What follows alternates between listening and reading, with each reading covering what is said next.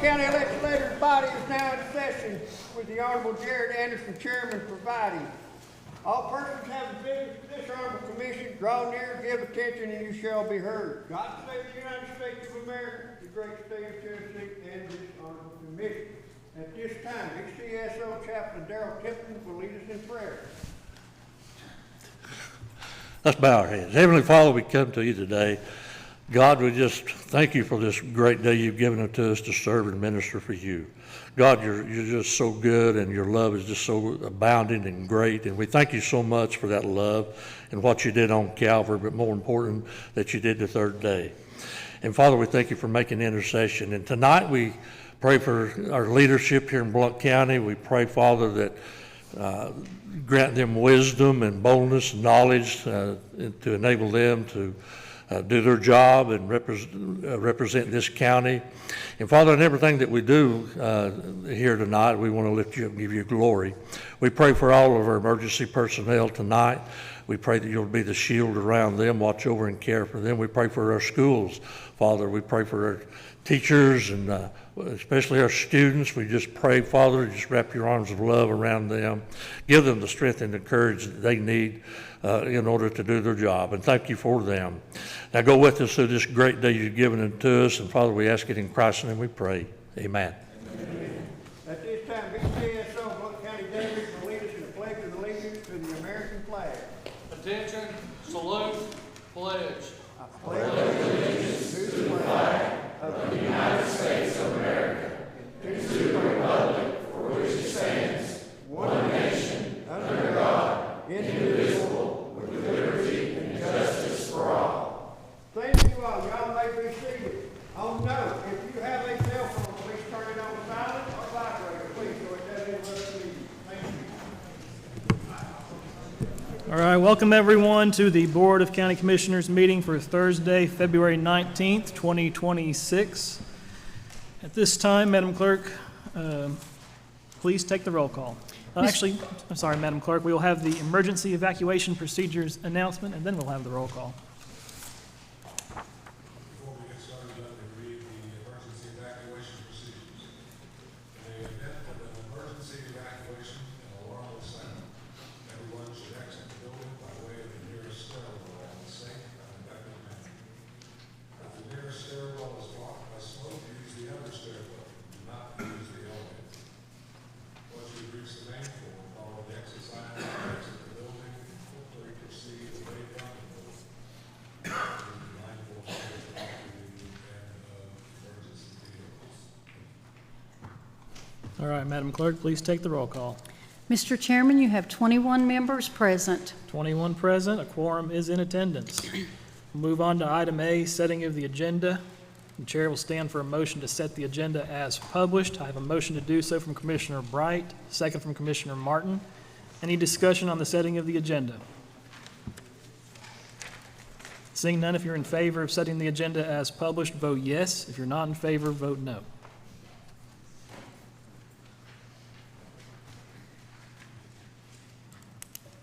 Mr. Chairman, there are 21 yes votes. 21 yes votes, the motion carries, and the agenda is set as published. Item B, general consent calendar. Chair will stand for a motion to adopt the general consent calendar. I have a motion from Commissioner McMahon, second from Commissioner Caldwell. Any discussion on the general consent calendar? Seeing none, if you're in favor of adopting the general consent calendar, vote yes. If you're not in favor, vote no. Commissioner? Okay.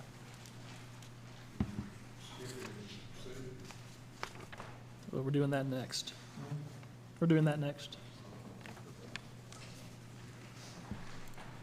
Mr. Chairman, there are 21 yes votes. 21 yes votes. The motion carries and the general consent calendar is adopted. Item C, public input on items on the agenda. I've got several cards that I will call first, and then I'll call for hands. Speakers, when you come forward, come address us from the podium. Up here, you'll have 3 minutes to speak. Your time will be displayed up here on this overhead, and that will be strictly enforced. When you come forward, please tell us your full name and the district in which you live. And now I'll call our first speaker. Reed L. Mr. L.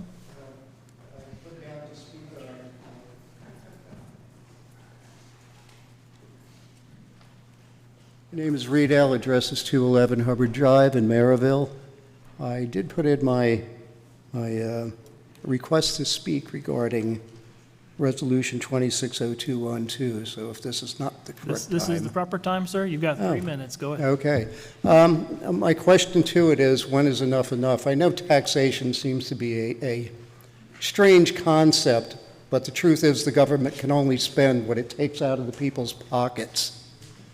I was born and raised in New Jersey, the most taxed state in the United States. And coming to Tennessee, which was fiscally conservative and seems to live within its means, it scares me that it seems to be getting out of control now. And the fact that now we have to constantly reevaluate and constantly take more money from people. When I was working in New Jersey, I lived with the pain, but as soon as I retired, I couldn't even stay in my home state anymore. I could not afford to live there because of the property taxes. I do hope that this commission looks at it and looks at it very, very carefully to take into account the retired people in this county, the working poor of this county that are just making enough to buy groceries, and to look at it in a respect that, you know, we want to live here, we love being here, and we want to be able to afford here, and quite honestly, I don't want to have to move again. And the only words I can leave you with is no government ever became prosperous through taxes. It cannot tax itself to prosperity. Thank you. Thank you, sir. Next we have Joel Quisenberry. Mr. Quisenberry.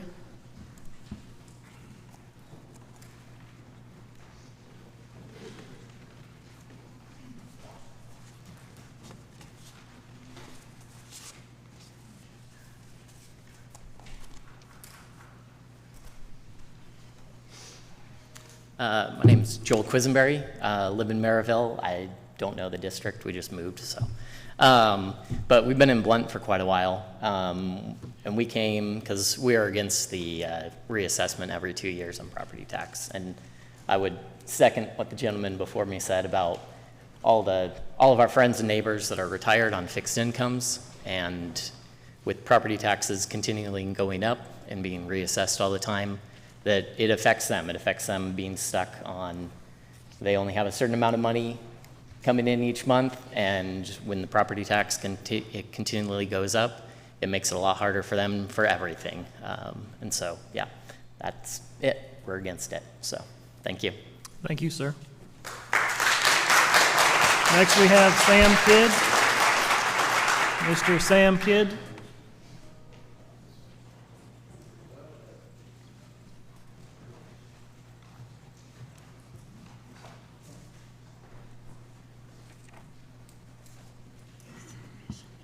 Yes, I'm Sam Kidd. I live in 728 Henry Lane, Greenback. I'm District 6.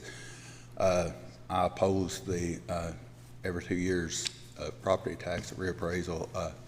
I was talking to people in my community. I have a lot of elderly people that's on Social Security that's retired, and I've got a few now. I'm voicing for a couple of them that can't pay their property taxes now. Their homes are paid for, but now they're in process of possibly losing their homes because they can't afford to pay their property taxes. Because now with their medicines and everything on Medicaid, they have to decide whether they can pay for the medicine or pay for food. And when property taxes keep going up every 2 years, it'd be hard for people like that that's retired and the elderly to, pay. And I think that I oppose, this bill or this agenda. So, and that's why I'm here to speak on behalf of the citizens and some of my neighbors. So, thank you. All right. Thank you, sir. Next we have Henry Myers. Henry Myers.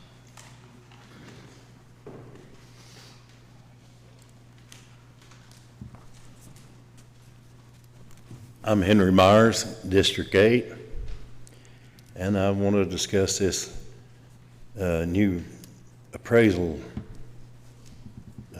item. I'd like for anybody here to tell me how it's going to benefit us as taxpayers. I hear it's going to benefit the veterans and the homeless. How's it going to benefit the taxpayers? When you get retired and you're on a fixed income, it's going to make a big difference, guys, where you can hang on to your place. And we wonder why so many farms are going up in subdivisions. You're going to force people to sell. And I really hope that my commissioners will take heed to what I'm saying tonight, because us constituents don't want this. And they may think they do. They may think they know better than the constituents. But I'm telling you, they don't want it. And neither do I. And I appreciate your honest vote about it. A lot of people have already made up their mind. They're leaning this way or leaning that way. I'm telling you, in my district, the people are not for it. And I appreciate the commissioners doing the right thing. Thank you for your time. Thank you, sir.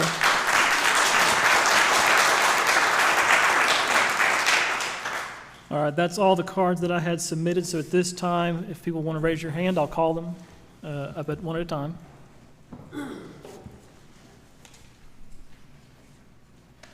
I speak low, so can you hear me? Just make sure you're speaking to that there microphone, ma'am. Can you hear me? Yes, ma'am. I'm in District 1. Miss Hannah's my representative, and Earl McMahon.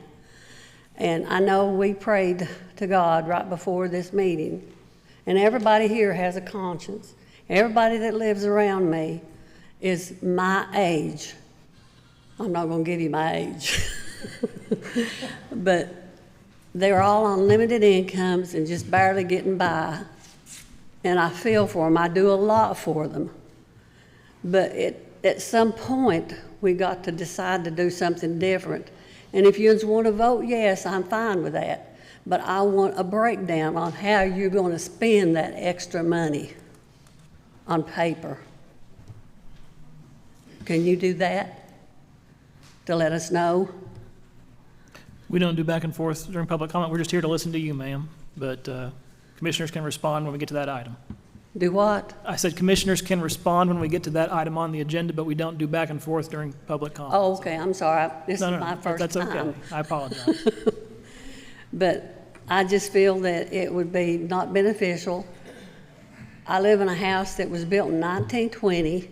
My taxes are $1,000. The house probably is not worth what it was appraised at to be rebuilt. And I just do not see this. But I've said my piece. And I do live in District 1, and I'm a voter. Thank you, ma'am.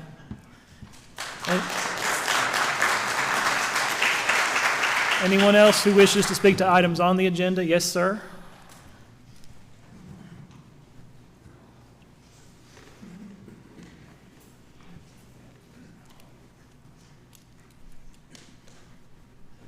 My name is Scott Keith Knight, and I live at 3337 Mutton Hollow Road. And I'd just like to also address, I've heard them to bring up property owners, but how this will also affect people that are renting.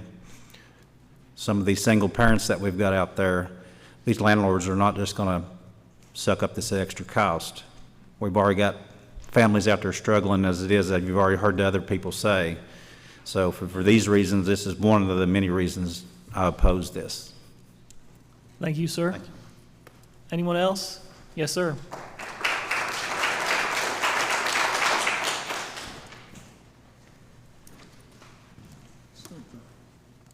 Okay.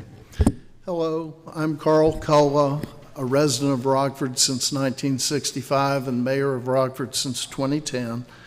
Thanks for the time. Let me start by saying my comments are not directed against Todd Orr personally. He's a fine man. However, we disagree on the costs and benefits of moving to a 2-year appraisal cycle. Each appraisal cycle puts a tremendous burden on homeowners and businesses in Blount County. You have to call in to set up an appeal appointment, which can take hours to get through when the phones are ringing off like they did last time. I can't imagine that fewer than 1,000 people appealed last time. You can't just argue my appraisal is too high. You have to do a lot of homework and provide comps. This takes up valuable personal time, and then you have to take off time from work. If your request is denied, then there's the appeal process, which wastes even more time. Why go through this every 2 years? It will not save residents money by having more frequent appraisals, and Blount County does not gain additional tax revenue because by state law, the appraisal process is revenue neutral. No one looks forward to more interactions with government, even friendly local ones. For business owners, it's even worse. I've worked for 2 large landowning companies in Blount County, and they both found the reappraisal process burdensome and taxing. The owners don't have time to go through the process themselves because it isn't a productive use of time, and it's more technical to appraise large factories and commercial properties. As a result, they hire expensive outside consultants to appeal their appraisals. You're increasing the costs on businesses by making these reappraisals more frequent. To go through this every 4 years was bad enough. Doing it every other year is just too much of a burden. There are 95 counties in Tennessee, and not one of them is on a 2-year reappraisal process for this reason. It's too much work for the homeowners and the businesses. The COVID pandemic created a spike. That's over. I've noticed house prices actually falling near where I live. Homeowners were upset the last time because residential appraisals went up more than commercial, and that shifted more of the burden to them.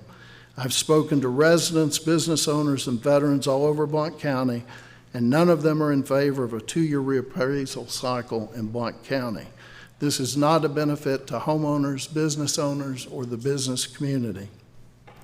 Please do not vote in favor of higher costs for Blount County businesses and more government headaches for Blount County residents. Thank you very much for your time.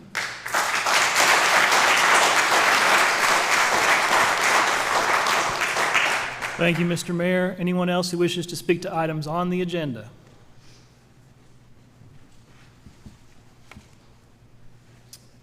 All right, seeing no more hands, we'll move on to the next item, which is item D, budget consent calendar. If you're in favor of adopting the budget consent calendar, I need a motion by Commissioner Carver, second by Commissioner Bright to adopt the budget consent calendar. Any discussion? Seeing no discussion, and if you're in favor of adopting the budget consent calendar, vote yes. If you're not in favor, vote no.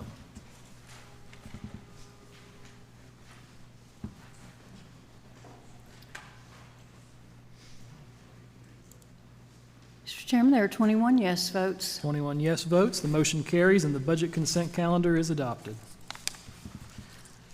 There is no elections, appointments, or confirmations or unfinished business, so we'll move on to item G, new business. Madam Clerk, please read the first item.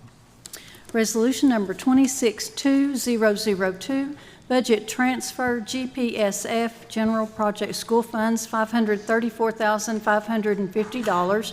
Transfer funds from other charges to other non-salary line items throughout the general purpose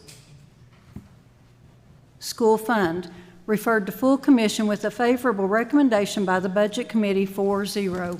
I have a motion to adopt resolution number 2602006 from Commissioner Akerd, second by Commissioner Davis. Any discussion?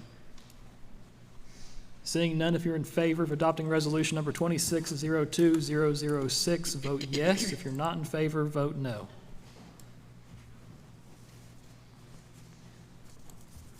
Mr. Chairman, there are 21 yes votes. 21 yes votes. The motion carries, and resolution number 2602006 is adopted.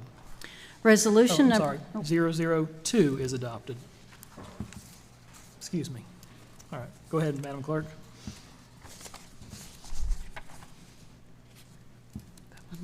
I'm on the wrong section here.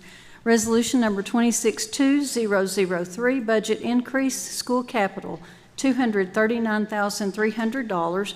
Appropriate funds for the restroom renovation of the Commons area at Heritage High School. Referred to full commission with a favorable recommendation by the Budget Committee 4-0. I have a motion to adopt resolution number 2602003 by Commissioner Hanna, second by Commissioner Bowers. Any discussion? Seeing none, if you're in favor of adopting resolution number 2602003, vote yes. If you're not in favor, vote no.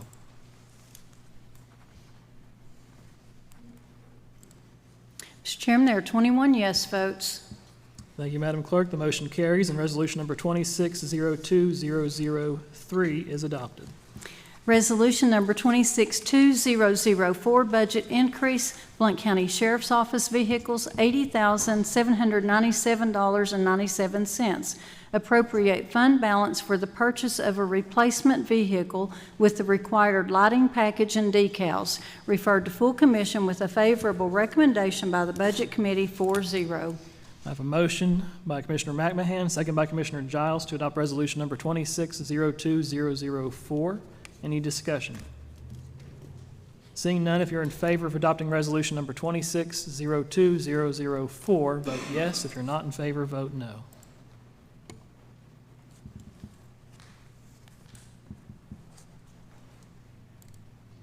Mr. Chairman, there are 21 yes votes. 21 yes votes, the motion carries, and resolution number 2602004 is adopted. Resolution number 2620005, budget increase, school capital, $64,000. Appropriate funds to engage with an architect firm for the design of security vestibules for 7 schools. Referred to full commission with a favorable recommendation by the Budget Committee 4-0. I have a motion to adopt resolution number 2602005 by Commissioner Akert, second by Commissioner Hanna. Any discussion? Seeing none, if you're in favor of adopting resolution number 2602005, vote yes. If you're not in favor, vote no.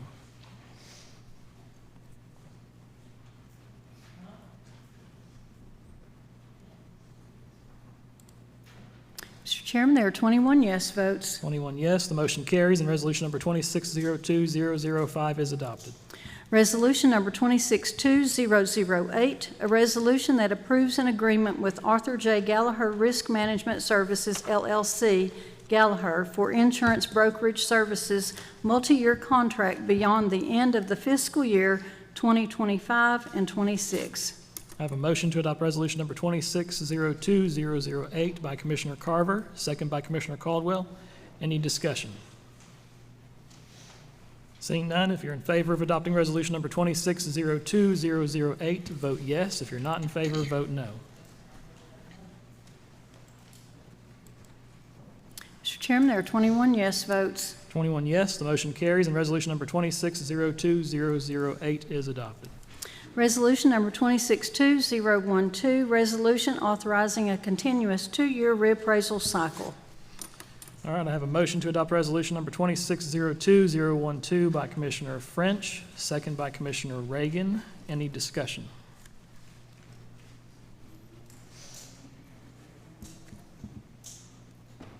Commissioner Hanna, you're recognized for the first time on the motion to adopt.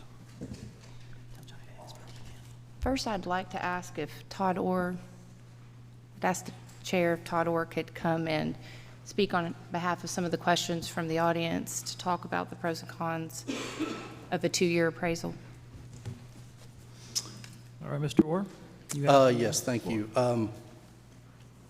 There's some misinformation about what my office does, misinformation on social media, misinformation in the audience, and really, I guess, in the public.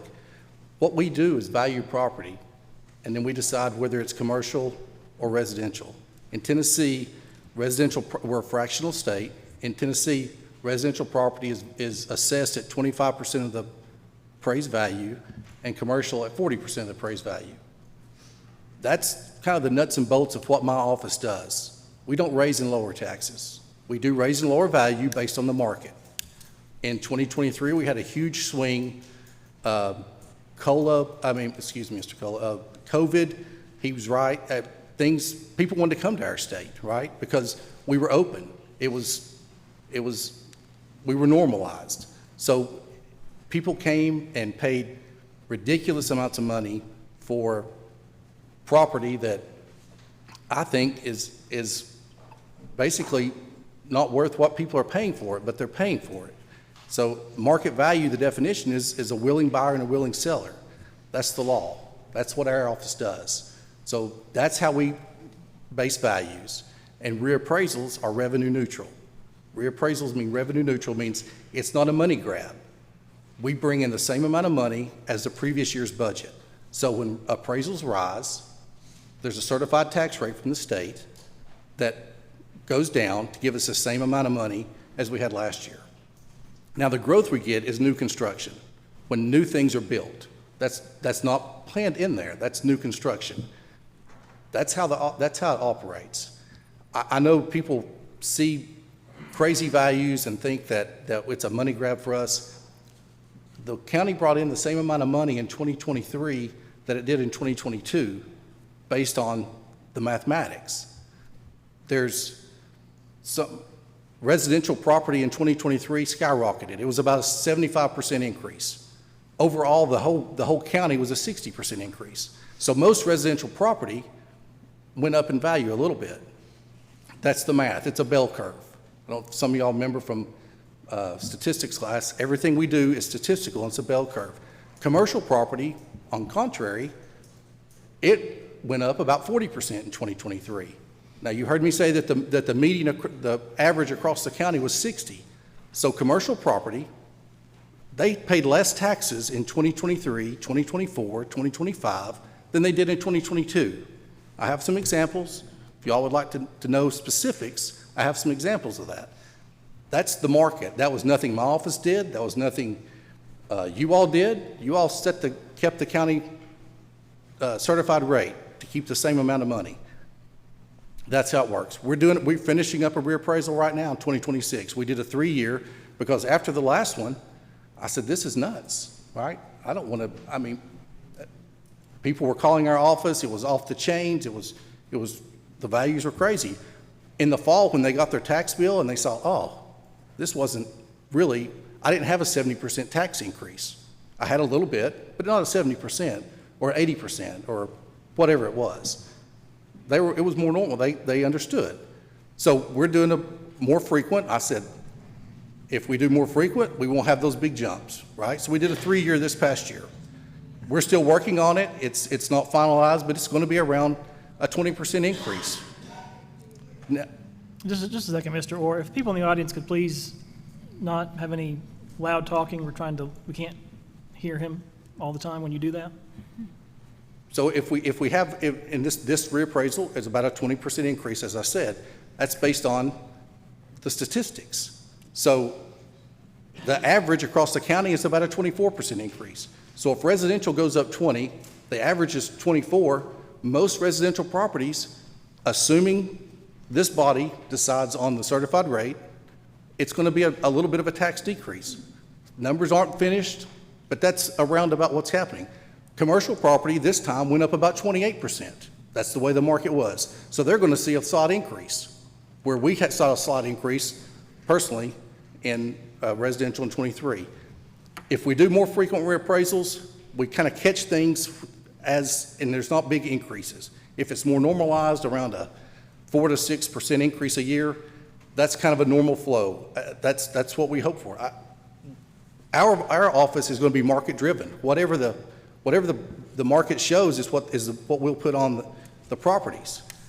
Other than that, the main reason that I brought up, it was said that this isn't done anywhere in the state. That's true. It's not. Everybody is seeing the same things we saw. Knox County has adopted a 2-year plan. Sevier County is talking to their commission about a 2-year plan. Sullivan County has adopted a 2-year plan.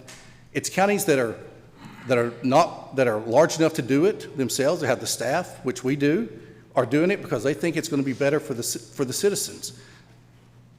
When we have more, there's state law that says after the reappraisal every 2 years, the second year after the reappraisal, there's a thing called a ratio.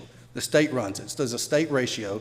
It looks at sale prices versus what's on our books from the previous year. So we had, our last reappraisal was 2023, so our values then, the state ran a ratio to see from 2025 sales. What's the difference? 17% is the difference. They ran the ratio, they told us the difference is 17%. So that ratio means that the veterans and the people on tax relief, which is the elderly, are getting cut by that percentage. That's just state law. I don't know why they get cut by that. It's a state program. I guess that's why.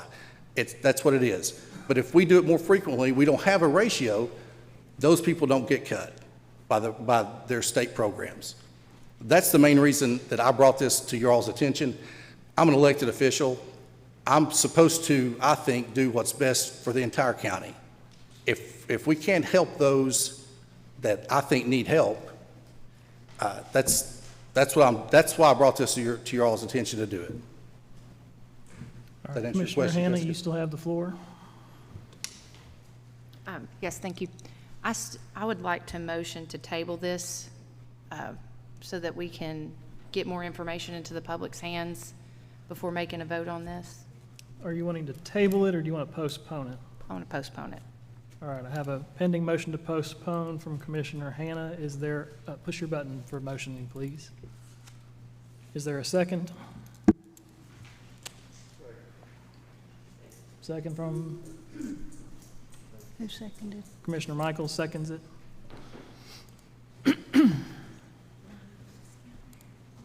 All right, thank you, Mr. Orr. We might have you back up if someone, Can I say something about the tabling motion? when someone, let me have a commissioner ask you that, but let's have Commissioner Bright, you're next on the motion to postpone. Thank you, Mr. Chairman. How will tabling this affect this? Are we up against a timeline? Yes, we are. Anytime we do a reappraisal, we have to have a reappraisal plan for the next one.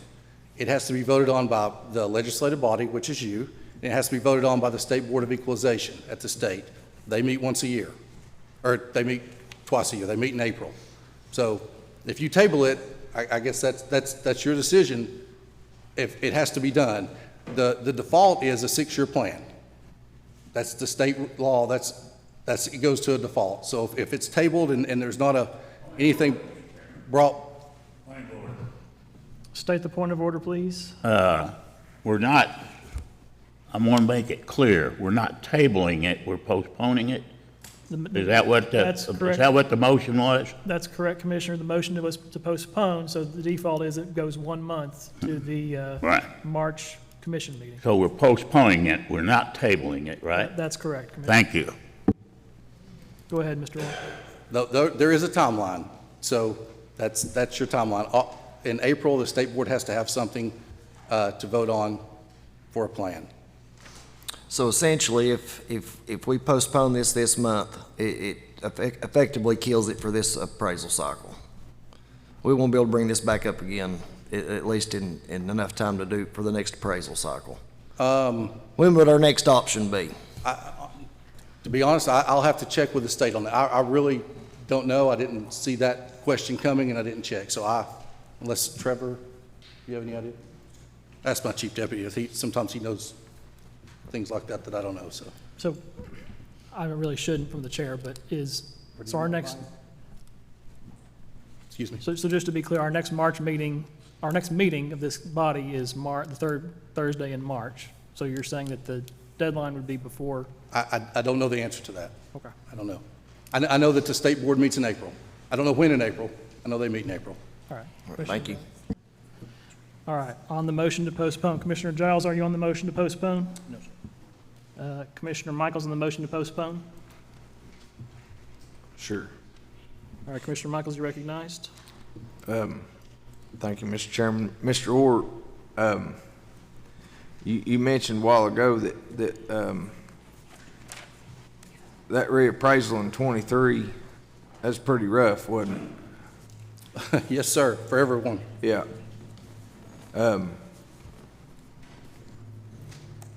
Lot of, with a jump that much, you had to be very specific and make sure you had all your I's dotted and your T's crossed, right? Yes, sir, yes. And there was a lot of people that come unglued about it, wasn't there? Then you had to, calm them down, and they was calling your office and Yeah. raising Cain at the increase, and A lot were family members. yeah. to be honest. Yeah. They thought they got a break. Everybody's the same. I treat everybody the same, right? Right. I can relate with that.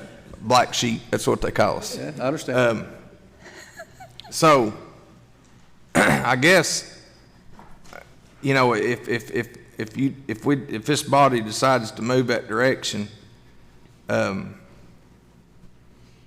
you made a statement a while ago. You said that your office was manned and you had the personnel to handle this that frequent.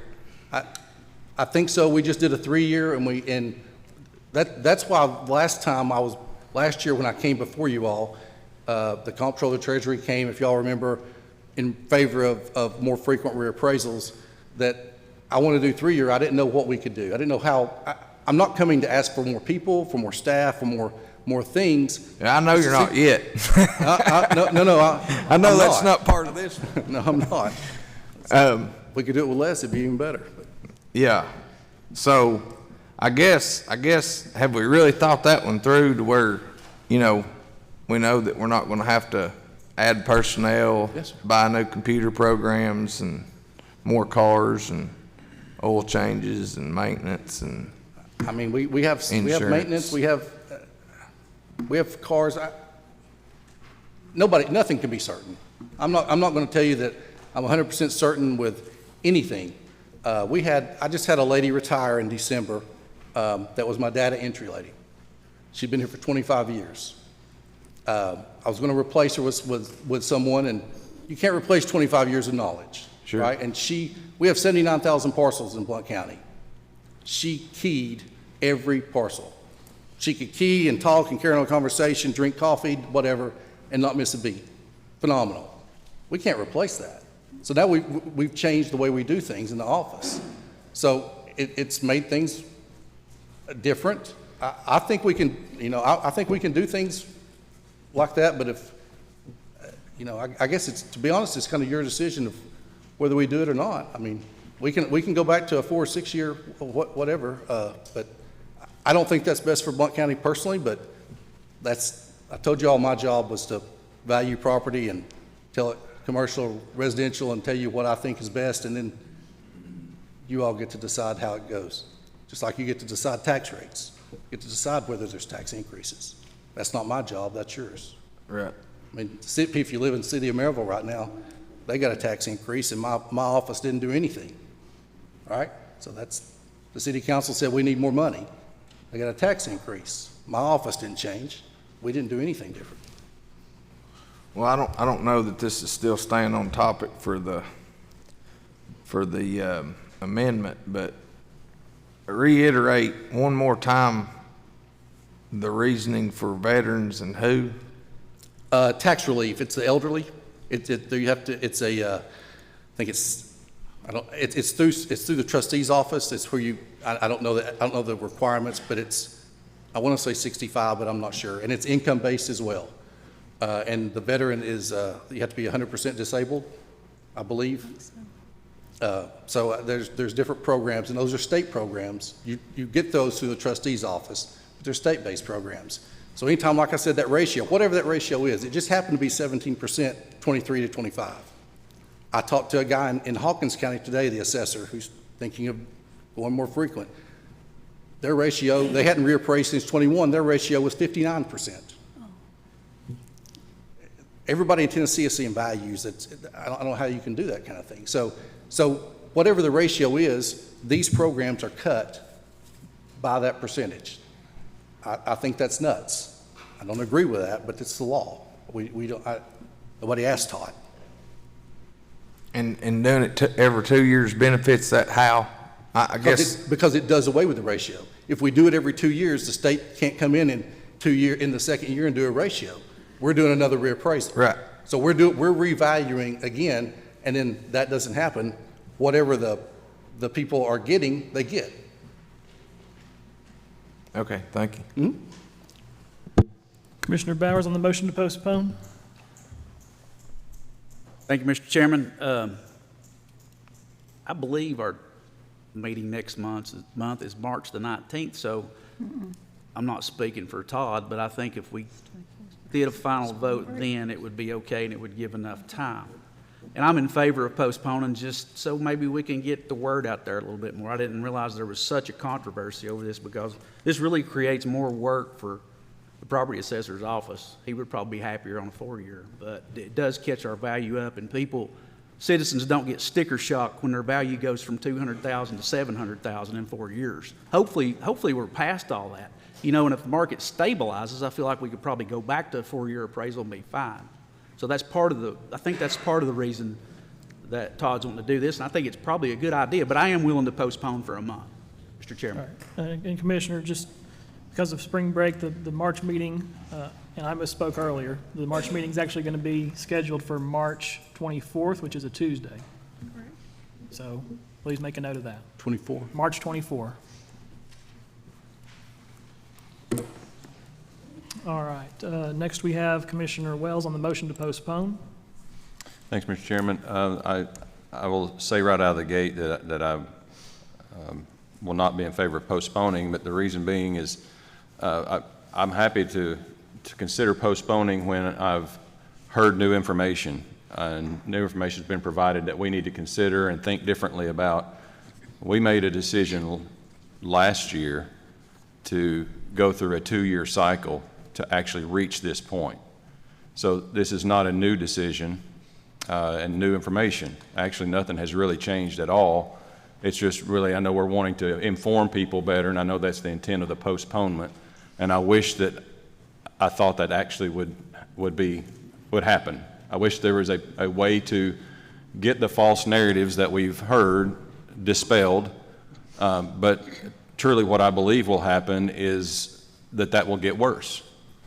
I think that more false narratives will be shared, not less. I think it's more time for those things to propagate. And people will say, well, your taxes are getting raised, and getting people incited and telling them that, when that's not what's occurring. Like you said, you're just evaluating property, and you're doing it 1 year sooner than what it is right now, which is the process that we've decided on last year, to go through a 2-phase process, because the state would not allow us to do that all in one jump. We couldn't go from 4 to 2, correct? So we made a decision last year to go from 4 to 3, and then we would turn around this year and go from 3 to 2. And if that is the case, then that's none of those facts have changed. None of this process has changed. The way you run your office hasn't changed. Yes, sir. And I wish that there was a way that the public could be completely informed and the false narratives that's been shared could be dispelled. But again, I think that's only going to get worse, not better, if we postpone it 30 days. All right. Thank you, Commissioner. Mayor Mitchell, you're next on the motion to postpone. Well, this is just to answer the question on whether this can get turned in, or if postponing it kills it, or if it can still make it to the Board of Equalization. According to their website, they meet on April 13th or 14th, and anything has to be submitted 30 days prior to that meeting. So that puts it at March 13th or 14th having to be submitted. So that was just for your information on whether or not it could, decide what it does to it. It's on Friday, be the day. To be a special called meeting on the workshop. Yep. All right, thank you, Mr. Mayor. Commissioner Akers, you're next on the motion to postpone. Thank you, Mr. Chairman. So, assuming that we decide either to postpone it or kill it, either one, what's the downside? I don't understand what downside there is to, if it doesn't mean any more revenue to the county,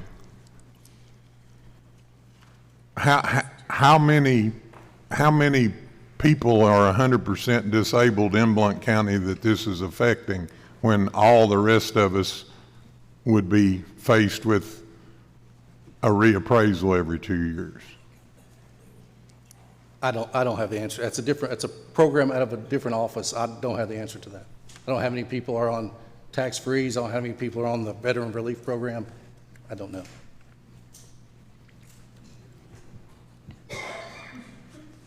But also don't really know what you mean by the downside. Is that what you mean by the downside, those folks? So you're stating that it doesn't make any difference to tax revenue because we set the tax revenue. So I don't understand what benefit there is to seeing you spend a tremendous amount more money to go through and redo this every 2 years instead of every 3 or 4. For example, what kind of costs are involved to a homeowner that wants to appeal your decisions when a property owner, when that's happening now every 2 years instead of every 3 or 4? It actually happens every year. We have a Board of Equalization every year. People call our office every year. There's no cost. There's no cost. So you don't see astronomically more the year that you pass out a new appraisal than you do. You're telling us that you're not seeing astronomically more people complaining when they get their notice than other times. That's not what I'm saying at all. And the only reappraisal I've been a part of, I've only been here since 21. The only reappraisal I've been a part of was in 23. And yes, it was astronomical because it was crazy. But if it's more normalized, I don't know that people would call us as much. I don't have an answer to that. I've only been a part of one reappraisal as property assessor. So I don't have the answer to that. But we do have people that appeal their property every year. Every year. I understand. So the realty people that I spoke to today are telling me that our costs have gone down. So are you... As of when? In the past 2 years. That's not accurate. That's not accurate. That's what I thought, but these are realty people that are telling the tale. And I wanted to... For a reappraisal, we're tasked by law to place a value on all 79,000 parcels in the county as of January 1, 2026. If you were to sell it on January 1, 2026, what would it sell for? If the price is going down, as your people say, maybe that's February 1. That doesn't matter. January 1, 2026. Not December 1, but January 1. What is that going to come to? That's the date we're looking for.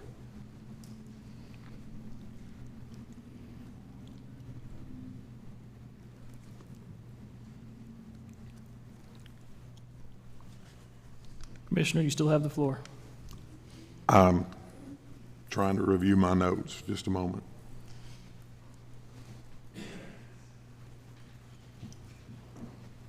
If this doesn't affect taxes, why are we facing the increase in number of appeals, number of cases of people trying to step up and argue the value that's been assigned to their property? If there's no benefit to it, if it's still up to this commission to set the value, I don't understand where you're coming up with a reason to reappraise that often. The reason is because when you do it longer than 2 years, there's a ratio by the state. And whatever percentage that ratio has a negative effect on Blount County. And if my office could do something more often to help offset that was the best thing, that was the right thing to do. That's the reason. Because of that ratio affects, like I said, the tax relief and the veterans, but it's all about that ratio. If there was no state ratio, I'm with you, right? Let's just reappraise every 10 years. It'd be easier on my office, it'd be easier on Todd, honestly. But that's not what's best for the county. That's not what's best for any of the constituents, in my opinion.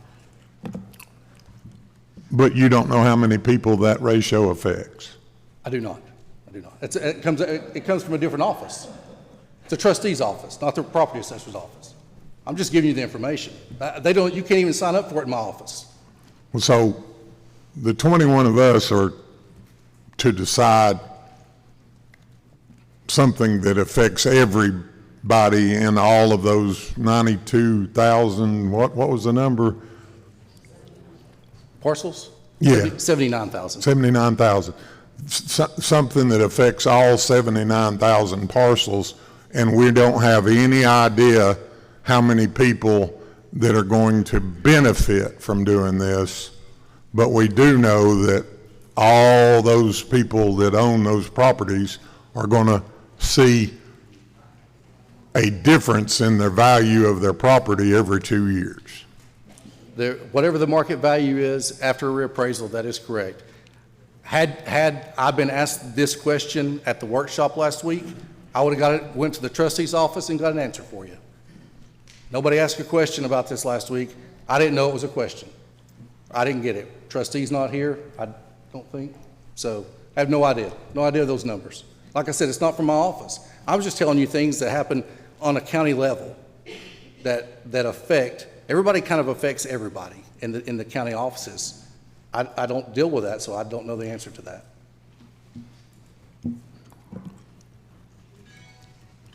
Surely to goodness you should know how many people, if it was that important. I mean, honestly, we're dealing with a bunch of. If it was that important, I thought I would have been asked that question last week and I could have got the answer, to be honest. Or maybe I could have looked on Facebook and found the answer somewhere. Order.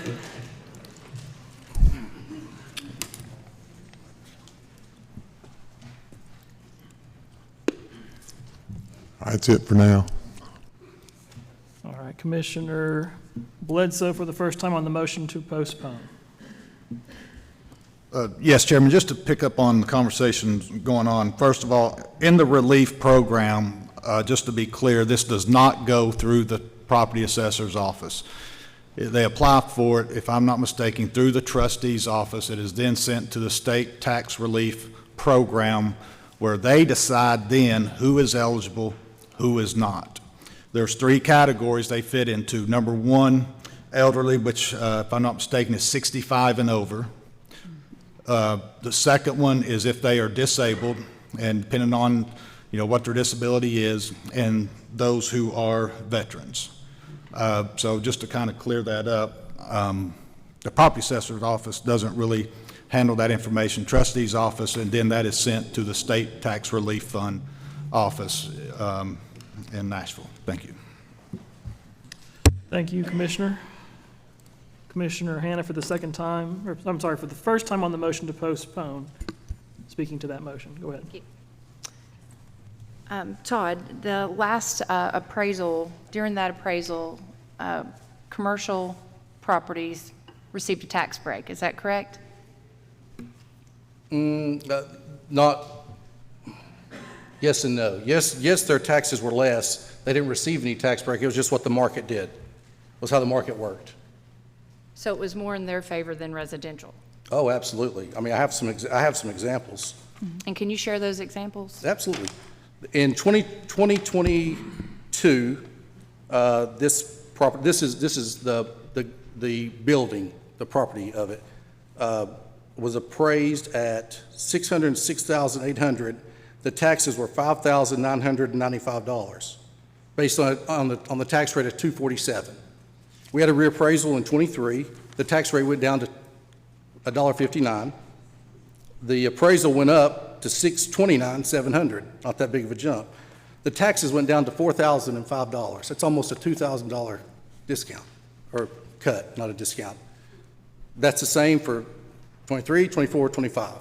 Now, 26, I told you that it's kind of flipped a little bit, right? 26, based on a $1.32 tax rate. That's very preliminary. We're not done. That's just a preliminary tax rate of what it might be. And a value of $882,400, the taxes are $4,659. So about a $600 increase. That's commercial property. I can't say that's all commercial property. That's just an example I brought. But most commercial property will see an increase because of the market. The market didn't do that for commercial property in '23, but it has since then. And if we move to a more frequent reappraisal, the property owners will see more of a break. Is that correct? Well, yeah, in theory, I have an example here for a property owner too. For in 2022, at the same tax rate, $2.47. This house was at $459,500. The taxes were $2,837. We had a reappraisal and it skyrocketed 23, right? $1.59. It went to $751,000. The taxes just went to $2,985, a $100 increase around. So in 2026, based on our numbers aren't done, so this is still preliminary.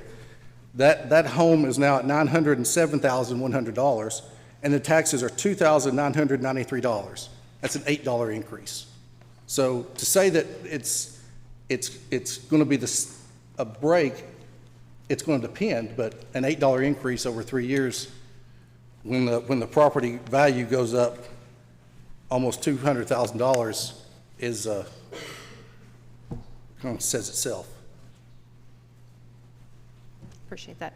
I just want to make a comment. I work in sales, and every year my company does a small increment increase so that our customers, when we do have spikes, they don't feel that. And I'm a single mom. I don't make a grand scheme of money. I'm not filthy rich. And and I'm a homeowner. I live in the city. I live in Maryville City, so I really felt it this last time. And I've looked at this before Todd ever brought this to the table. I empathize with Ms. Boulder. I don't want to be priced out of my home, but I do feel smaller increments are less painful than a big chunk of money all at once every 4 to 6 years. That's why I'm in support of this, but I do think that it's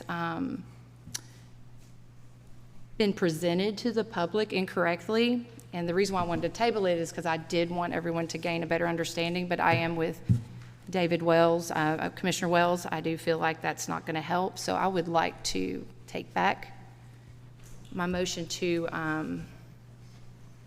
postpone and go ahead and vote on it tonight if I can. All right, so once the motion's been made, you can only do that with unanimous consent. So Commissioner Hannum requests to withdraw her motion to postpone. Is there any objection to letting her withdraw her motion to postpone? No. Thank you, Commissioner. All right.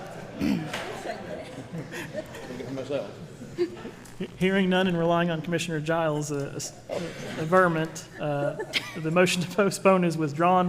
We are now back on in debate on the main motion to adopt. All right. Commissioner Giles on the motion to adopt. Thank you, Mr. Chairman. I'll do my best to be brief, but a lot of discussion's gone on this evening, and I want to be clear on one point before we get into some of the questions that, Mr. Roy, I'd like to ask you, get some clarification on. This concept about affordable housing or attainable housing in Blount County, that train's left the station. It's not coming back. We're not going to get to the point. I bought my first house 35 years ago for $25,000. I can't even hardly have lunch for that anymore. I say that in jest, obviously. So the advantage that we have is our taxes. I've got a real-life situation where I have an aunt and an uncle who live in Illinois. I can't believe I admitted that. North of Chicago, Lake County, Illinois. Their taxes are 5 times, their real estate taxes are 5 times what mine are and my wife's are here in Tennessee. So the advantage we have is keeping taxes low. We need to keep it that way for as long as we possibly can. What I see is oftentimes it's government that overspending, and they're not doing the things that need to be done, and therefore we have to raise the taxes. I don't see that in this particular case, but I do want to say that as we talk about, and I'm going to use Commissioner Hanna's example, my taxes went up a little bit several years ago. My appraisal on my home went up tremendously. And the reason for that is I want to be very clear. You and your employees appraise the value of my properties. Who sets the tax rate? You set the tax rate. The county commission sets the tax rate. As you said, we went from 247 to 159, and there was a lot of bloodletting to get to that 159, and I won't get into details. I remember. What I'm still not clear on, what is a certified state of Tennessee tax rate, and how does that impact our taxes? After you have a reappraisal, the state determines the certified tax rate. Okay. They look at the budget from the previous year. So for this year, for 2026, they're going to look at 2025's budget for Blount County, and they're going to look at our appraised values, what we said all the properties are worth in Blount County. Okay. And they're going to take our values and the budget, and they're going to come up with a rate based on our values to equal that budget. It's revenue neutral to where you're not supposed to make money. Now, my preliminary tax certified rate's $1.32. We bring that to you, and then you decide whether you want that rate at $1.32 or you want to increase it. Okay. Or like last year, you decreased it a little bit from $1.50. I think there's like 4 digits, Brian, is that right? 4 digits, 15976, and we went to 159. So we decreased it a little bit. You all took the opportunity to do that. That was nothing that we did. So the certified tax rate that the state comes back to our individual county, the Blount County says, we think it should be at this dollar amount, or this amount. It's still the decision of these county commission members to decide whether or not we're going to accept that certified tax rate or whether we're going to modify it. That's correct. Okay, thank you. Next case. I heard you say that if we go from a 3-year to a 2-year, that you see no additional costs. That's what I heard. I don't know whether that's what you said. No additional costs in your office. So you're telling me you don't think you have to increase headcount, increase overtime, response to appeals, as was already been brought up by another commissioner. That probably will go up. Do you see any additional costs being incurred within your department for the taxpayers of this county to go to a 2-year plan? I do not. I don't know. I mean, postage. When we do things, we have to. When we make changes to property, we have to send out. So we'll have postage for 79,000 parcels. Whatever the postage rate is, that adds up. Okay. So we'll have to do that.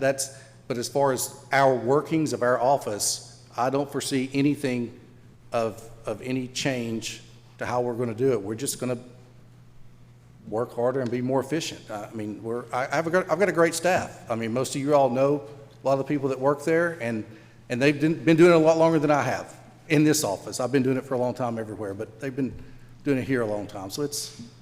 You're not up for re-election this next cycle, are you? I'm not. Okay. I'm not. I was going to wonder if you were. Bring that up. The point is, the next time you are, if I'm around, I'm going to hold you to what you just said, okay? Okay, and the last thing is, and I like to do things based on business cases. In your best layman's terms, what is your business case from going from a 3-year to a 2-year? And there's going to be some reiteration of some of the things that you've already said, but I'd like you to summarize that for I'm a simpleton. That will help me.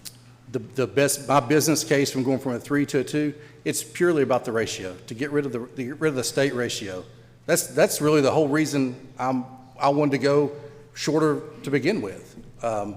It hurts. I have a slide, I think is Justin.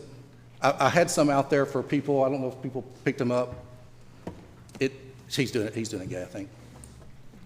This is the benefits, and this is in dollar numbers, the numbers that are it's cut. It's at 17%. The key is we don't know what that ratio is going to be. Mm-hmm. That's the problem. Like I said, Hawkins County told me their ratio was 59%. I can't imagine, right? Right. So Sevier Counties is similar to that. So we're lucky that ours is what it is because we went to a 3-year instead of being longer, to be honest. So it's purely to get rid of the ratio. That's the whole reason. And I think if we get rid of the ratio, it helps people. One last question, sir. If this commission decides to move to that 2-year process, what other approvals do you need from whomever to make this happen? The state board has to approve it at their meeting. And there's not any other, I've heard some conflicting information. There's no other counties that have a 2-year plan, and maybe I thought I heard you say there's some other. Sullivan County, they've not done it yet. Sullivan County has been approved for a 2-year plan. Okay. Knox County has been approved for a 2-year plan. Sevier County is working doing what we're doing for a 2-year plan. That's the only ones I know about across the state. And if that happens, the certified tax rate will still be applied. After every reappraisal, that's the law. The certified tax rate is given to this body after every reappraisal. Thank you, Mr. Orr. All right, Commissioner Bennett, you're next to speak to the motion to adopt. Thank you, Mr. Chairman. Is there any chance with doing these reappraisals that the market value could go down? Absolutely. Absolutely. It's whatever the market is. It's market driven. So when it went crazy in the last appraisal, we took the tax rate from 247 to 159 to make it easier on the people of Blount County, correct? Yes. Okay, thank you. So we actually lowered the tax rate. Oh, yes. Okay. That's why it kept the revenue relatively the same. All right, thank you, Commissioner. Next, we have Commissioner Bright on the motion to adopt. Thank you, Mr. Chairman. So it said that other than Knox County, no other counties in the state had adopted this yet, but it hadn't been an option very long. How long has the 2-year appraisal been an option? The law, I think it was 2024 that they amended the law to where we could do more frequent reappraisals. The state law is you have to do them every 4, 5, or 6 years. And they amended it to where you could do more frequent in 2024. And that's when we started this process because, again, I thought it was best for all the constituents of Blount County to do things in a more frequent time frame. So you mentioned removing the sales ratio. If we go to the 2 years, that'll be removed. How does that benefit the average taxpayer? Just the average guy that not a business owner, just has a house. How's that going to benefit him? Well, as you can see in the slide here, I don't know if y'all can see that or not, but I sent that to you all too. And the letter A there says there's a $1.8 million loss to the county. This ratio is applied to businesses of personal property. Personal property is what they use for their assets and their businesses. So you can imagine Denso has personal property that's millions of dollars. Smith & Wesson, Amazon, our big Arconic, our industries, but also everybody that has a business. The guy that has the mowing business, his trailer, his mower, his weed eater, whatever you need for your business is personal property. Personal property is self-reported, and it's basically reappraised every year. Every year we send out notices. We have about 8,000 personal property accounts. We send out notices for them. If they turn it in on time, they too get this ratio, whatever the ratio is. So in 2025, based on all of our 8,000 accounts that turned it in on time, it added up to $1.8 million loss to the county. So how does it help average Joe? There's $1.8 million that's in the county that maybe you all won't need to up the tax rate, and you can keep the certified rate. So what you're saying is, and just for clarification, so when we have a reappraisal, currently as it is, year 1 and year 2, we're allowed to keep our natural growth, new constructions, and then year 3, the State Board of Equalizations comes in, and in 2023, it was to the tune of $1.8 million that they took from us. That's the reason why none of these, well, they didn't take it from us, but they leveled it on the backs of the citizens, and the business owners is the ones that was getting a tax break during that time, but the taxpayers is the one that has to make up the difference. We don't get to realize all the growth of Blount County. I don't remember what the growth was in 2025. If it was $10 million, well, it's going to be 1.8 minus 10. So if it was 1.8 at 17%, but if we were like the other county you mentioned at 59%, what a big number that would be. That's exactly right. And that's the savings that's to the taxpayers. And I know this is complicated stuff, and it's hard to grasp, But nobody up here wants to charge anybody more money. I mean, we are truly trying to do what's best. Thank you. Thank you, Commissioner. Commissioner Jopling on the motion to adopt. Thank you, Mr. Chairman. I came into this meeting with an open mind, and I think, you know, I had a wonderful discussion with Mr. Orr earlier today, and I understand the benefits to doing this, and everybody can see the slide up there. But at the end of the day, if we adopted this, we would be groundbreaking. We would be ahead of the curve because no other counties are doing this yet. And I don't want to be ahead of the curve without knowing what the repercussions could be down the road. If other counties do this and they say, you know, we hadn't thought about this, I don't want to gamble on our constituents, you know, based on what sounds like a good idea. I might vote on this in a couple of years if, you know, if other counties are doing this and they're like, yeah, it's really great and it's helping our folks, and you know, I fully understand not having as big of jumps and all of that, but at the end of the day, we, this body, not Mr. Orr's office, this body sets the tax rate. We are responsible for how much people are paying. He's only appraising. And this information has definitely spooked a lot of our constituents and made people worried about what's going to happen. I don't think it's worth it. I mean, I don't want to take money away from our veterans and our elderly that are on these state programs by any means, but I don't think it's worth it to gamble on what sounds like a pretty good idea.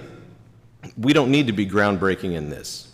We can afford to wait and see how it does for other counties before we do it. I commend Mr. Orr's office. You guys have done a great job, and they're wonderful people. They're wonderful to work with, and they do a great job. And I think it could very well be that this is the way we should go.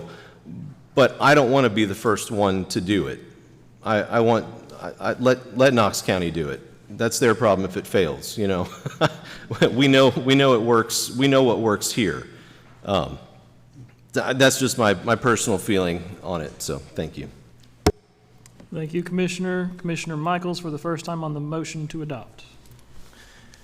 Thank you, Mr. Chairman. I kind of, you know, I came in this meeting. I've not been here in a while because life slapped me around a little bit, but I came into this meeting and I've had this discussion with Mr. Orr when we went to the 3-year, and I have a question. Did we not? There was a meeting and the comptroller was here. That's correct. And did we not have this on the agenda then, right after we had approved the 3-year, and he was talking how good it was going to be and that we should do that, and then it got pulled off the agenda?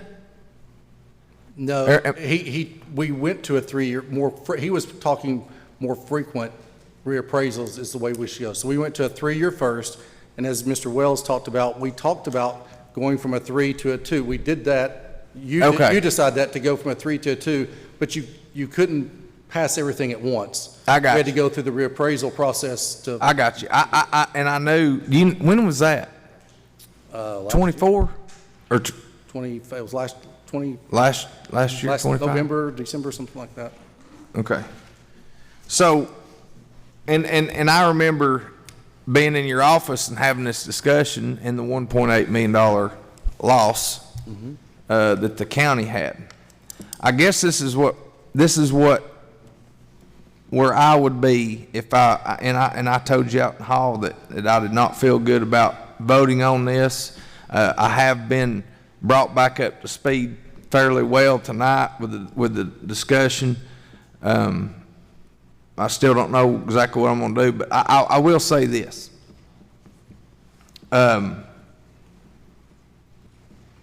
I don't know that I'm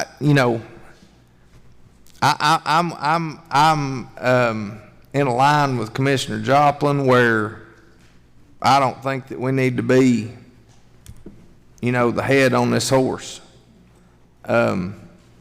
I also think that we need to keep looking at it, because I hear what Commissioner Hannah said. She said, you know, it's easier for smaller increments, and I understand that. So I'm not browbeating or looking down the barrel at anybody about it. I just don't know if it's the right time. I do want to touch on something you said earlier about the certified tax rate.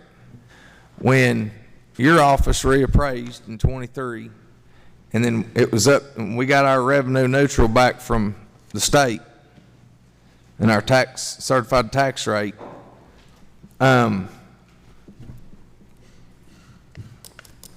there's a lot of buzz going on, you know, not just with your office, but with us from constituents. And something I realized during that time was, you know, when I was growing up, I learned executive, judicial, legislative branches of government, and we have those for a reason. You're elected like we are. However, I feel like anybody in elected office, as in the mayor and the rest of the office holders in the courthouse that are full-time, I feel like you all are executive branch. Agree. Your job is to bring in all the money you can for this county, for it to operate, for it to have better equipment, more personnel. You're building a business. That's not my job. Listen, you're building a business. Everybody in the executive branch is building business. They're taking their ideas and they try to get the legislative body on board, and the legislative body says yay or nay. I'm not smacking your hand right here. I understand. I'm not. I'm just making something clear that you are trying to bring revenue for the county. We are trying to make people happy. And what I mean by that is not let them wear it, not let them feel it. So we're the buffer between the executive branch and the people. And so we're in a hard spot. You talked about the certified tax rate. I want to talk about that. Okay. I'm not going to be here anymore. In a few months, I'm going to be gone. But I'm going to tell you this right now. When we set the certified tax rate in '23, I like to come apart back here because, oh, the certified tax rate's this. Well, I went home and I started making phone calls. The state doesn't tell us what our certified tax rate is. They don't tell us what revenue neutral is. Who does that? Who puts that number together? The state gives that number to me. No, they don't. Calculate that. Yes, they do. No, they don't. Now we're going to disagree on that because I guess we can, but I can tell you this: I didn't calculate it. What I was told, and I asked commissioners at that time. I asked commissioners that had been on here for years. They said, "Well, the state does," and I said, "You sure about that?" Well, yeah, because that's what they were told. So when I did my homework. And feel free to prove me wrong. I don't have anything. I mean, we can't right now, but I'm just saying it's very unclear to most everybody up here, and I guarantee you people out there where that certified rate comes from. Well, the State Board of Equalization is where it comes from. I can give you a number. I'll take it from you. When I called about it, they said your county puts a number together based on their reappraisals, and they send it to us, and we approve it. We approve it. Brian, we don't certify the tax rate. Thank you. Okay. I was just making sure I was correct. I'm sorry. You what? I was just making sure with the finance director that I was. Okay. I mean, when I was asking everybody, nobody really seemed to give me a direct answer. So when I made the call to Nashville, they said, well, we don't set it. You all do. You said it. Right. They give you the rate. You determine what it is. I understand that. But we recommend it to them and they say, okay, yeah, we're okay with that recommendation, you can do that. That's not correct. They calculate the certified, the State Board of Equalization calculates the certified rate. Okay. My office doesn't do it. I mean, Either way. well, no, that's a big difference. That's a big difference, man. I don't calculate that. I value the property. I determine whether it's commercial or residential. Gentlemen, we need to get back. That's all my office does. We need to get back away from direct. Right. I usually allow it, but. Either way, I understand that what you're doing is for the benefit of the county. But what we have to do is watch out for the benefit of the citizen individually. All right, thank you, Commissioner. Next we have Commissioner Akert for the first time on the motion to adopt. Thank you, Mr. Chairman. Could we have the visual aid taken down so that we can see the amount of time left that we have to speak? Thank you. There you go.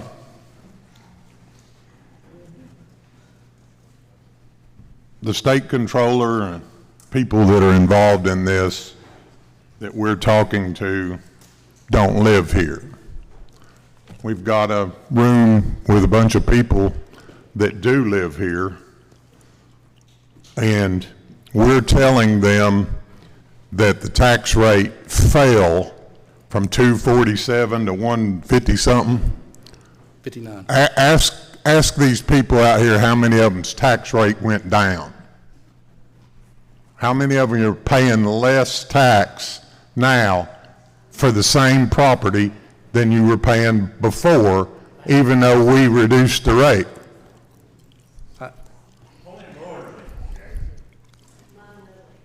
All right, state the point of order. Property values have gone up. That's why they're paying more taxes, if they are paying more tax. Property values rise. The tax rate doesn't rise. Property values rise. If your property's worth $1,000 and you're paying a tax rate of $1.59. Commissioner, that's a factual dispute. Well, I'm just saying. I'll have to recognize you to make that point in a minute. Go ahead, Commissioner. So am I called down or am I okay? Continue with your remarks, Commissioner. All right. So with this audience of people out here that paid more tax, even though we reduced the tax rate, we did reduce the tax rate, but these people paid more tax, even though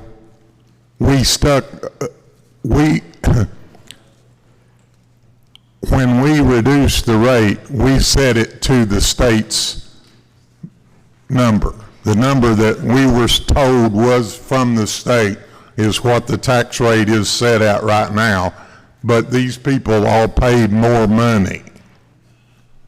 And I think that we should be considering that when we're talking about reappraising every 2 years, and we're going to, if we do our job and we set the number at the state rate, that's not telling them that their tax rate's going to stay the same, that their tax bill's going to stay the same. It's going to change based on how their appraisal went. Well, I don't think these people would be here if they were wanting to be appraised more often. In fact, not one person came up there to support this. The only person that's been to the podium that's in support of it is there right now. That's the only person that's come from the audience, and we don't have a number, we don't have any number to know who is going to benefit from this, but we do know that people that care about their cost of their tax are going to get to Now, fight that every 2 years. Have you all put any kind of cost into that? What it's going to cost Joe Bob out here in the audience to dispute the number more often than we have to before? There's no charge to call my office and dispute anything. Oh, there's definitely charges when we seek an attorney to argue the cost of our property. There's definitely numbers associated with that. That's what one of the parties came up to testify about beforehand. The employers that he worked for had to pay significant funds every time the appraisals came out because they disagreed with them. Those were for commercial properties. The only attorneys we see in our office are appealing commercial properties. And there are attorneys and there are appealers, and that's what they do. They call commercial. Walmart's taxes went down in 2023, 4, and 5. Walmart called and appealed their property. They do it every year. Walmart calls, Kroger calls, Target calls. They don't call. The people there that work at Walmart, the general manager has no idea. First Tennessee Bank called. The general manager here didn't have any idea. These appealers go to commercial properties and do that. The average citizen, they don't need an attorney. They call our office. But their time, it has value. What has value? The citizens that are calling on your office and trying to get an appointment to come see you, their time is valuable. No. I generally allow applause, just a minute, Mr. Orr. I generally allow applause during public comment because that's part of public comment is taking the feedback, but not when we're conducting the business of the commission. So I'd ask you kindly to just please refrain while we're having debate. Go ahead, Mr. Orr. Again, I've been here since 2021. I don't know that anybody has called me and reached out to me and not been able to find me in a time. My wife is on me all the time. This is attached to me. Anybody that's ever received an email from me has my phone number. They can call me at any time. I've answered it. I've answered emails. I don't think that average Joe citizen is complaining about not being able to contact me or my office. You're right. Their time is valuable, 100%. If we get things right, maybe they don't call. If they look and their taxes go up $8, do you think they're going to call? No, I'm relatively certain that the people are here because their values went up, their taxes went up more than $8. I'm not sure I agree with that. I'm not sure I agree with that. I think they're here because misinformation was put out on Facebook about the way taxes are done. That's why I think they're here. All right, gentlemen. They weren't here last Thursday. Nobody was here last Thursday. Gentlemen, let's have question and answer and not debate between the podium and the commissioners, please, if we can. Commissioner, you have the floor.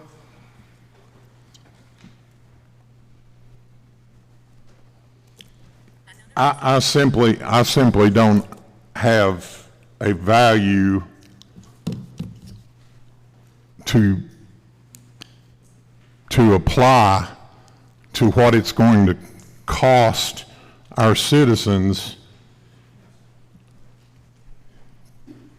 to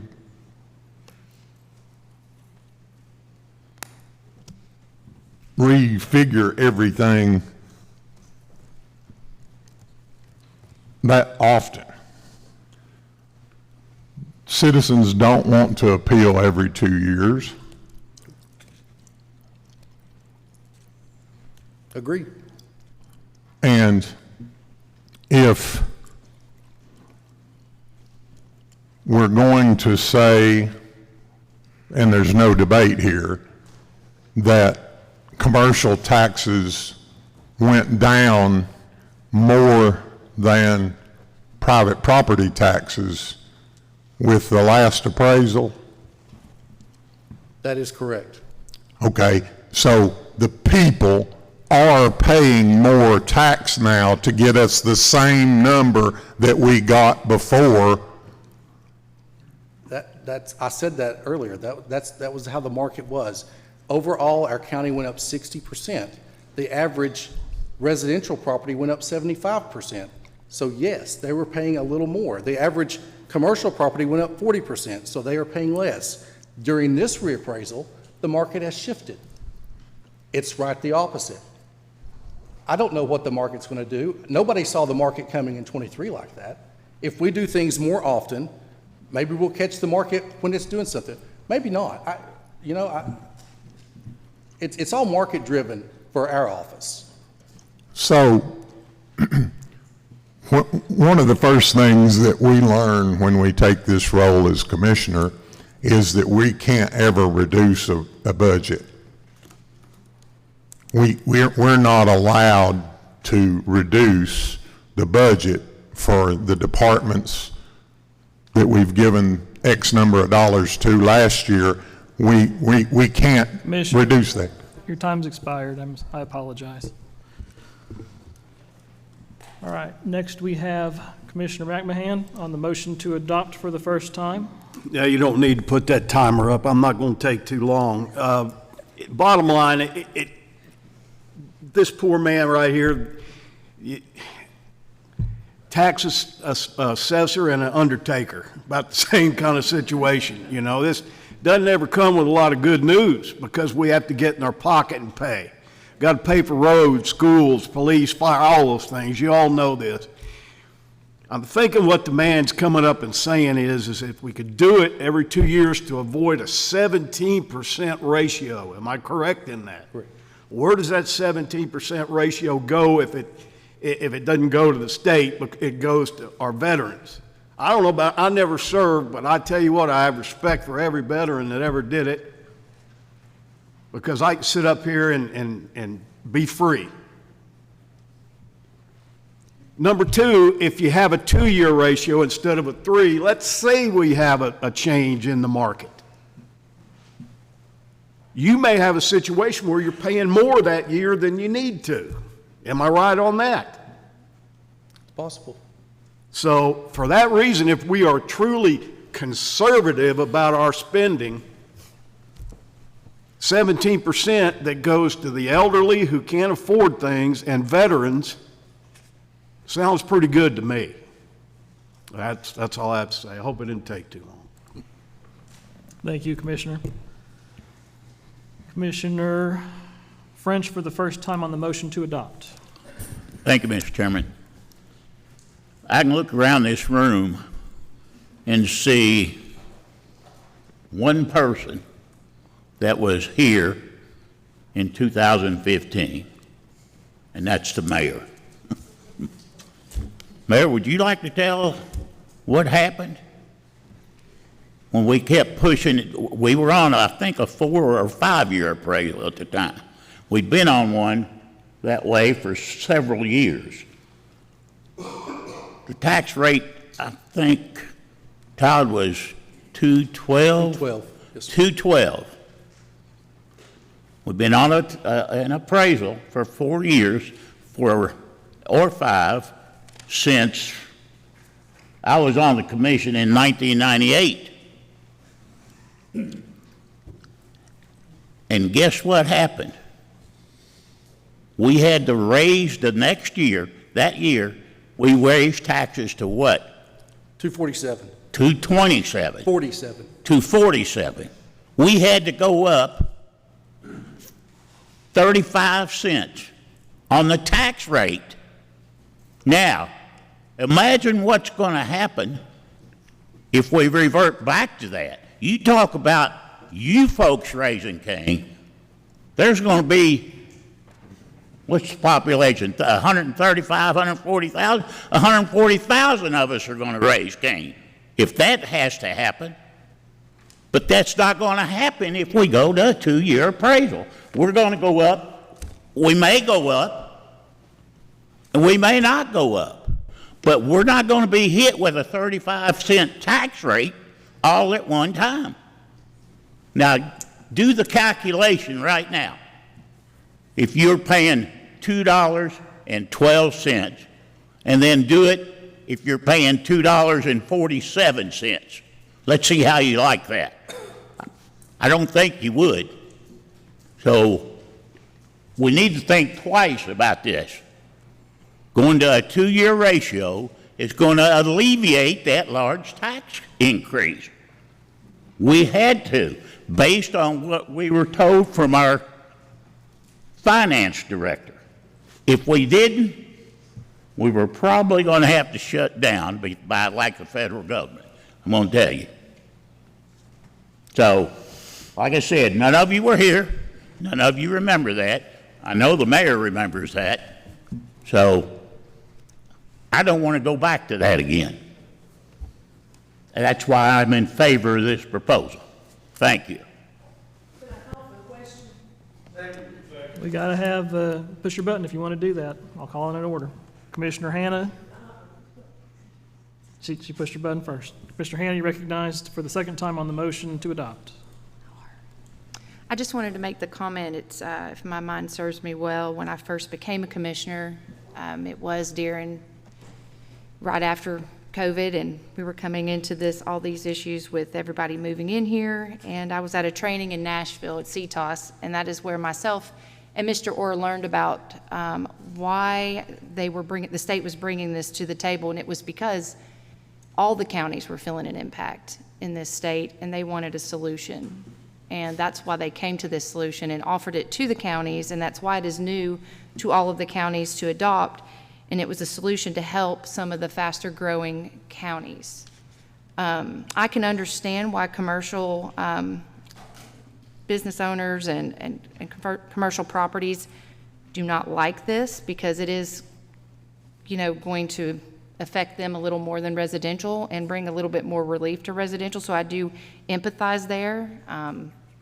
So I understand why everyone who's contacted me that is not in favor is a business owner, except for the people that came tonight. So I just wanted to just bring that up, why this is even brought to the table to the state. It wasn't to make more money. It was because we came to them and said there's a real problem. Affordable housing is really not a thing right now. No one's really came up with a solution on how to address affordable housing. I've went to meetings across the state, and everyone has the same problem. So I just wanted to make that comment. I'll move back and let Commissioner Reagan. Thank you, Commissioner. Commissioner Reagan, you haven't spoken yet for the first time on the motion to adopt. Thank you, Chairman. I would like to call for the question. All right. Commissioner Reagan calls for the question. Hit your motion button, please. Is there a second to calling for the question? Second by Commissioner Caldwell. That is not a debatable motion. We are now voting on whether to call for the question. Takes a 2/3 vote. I'll wait for Madam Clerk to previous question on, yeah, there you go. Either one. Yeah. Okay. All right, commissioners, if you are in favor of calling for the question, which means closing debate and proceeding to a vote, you'll vote yes. If you're not in favor, vote no.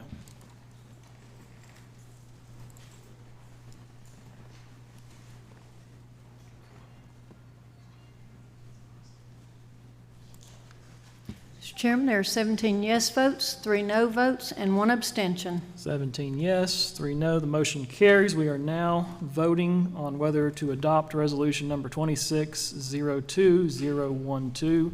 If you're in favor of adopting the resolution, vote yes. If you're not in favor, vote no.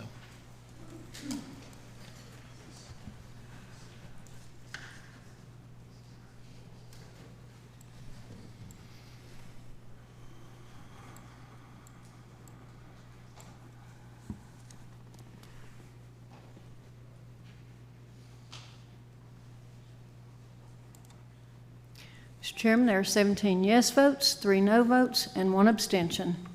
17 yes, 3 no. The motion carries, and resolution number 2602012 is adopted. Madam Clerk, please read the next item. Resolution number 2620013, a resolution to authorize the Blount County Mayor to sign and execute a lot line adjustment plat for tracts of land associated with the Alcoa, Maryville, Blount County Sanitary Landfill. I have a motion to adopt resolution number 2602013 by Commissioner French, second by Commissioner Giles. Is there any discussion? Commissioner Aker, are you on this resolution? Commissioner Aker, your light is on. Are you speaking to this resolution?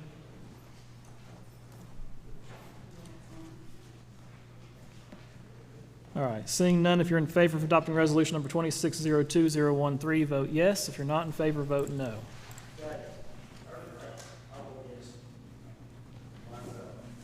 Okay.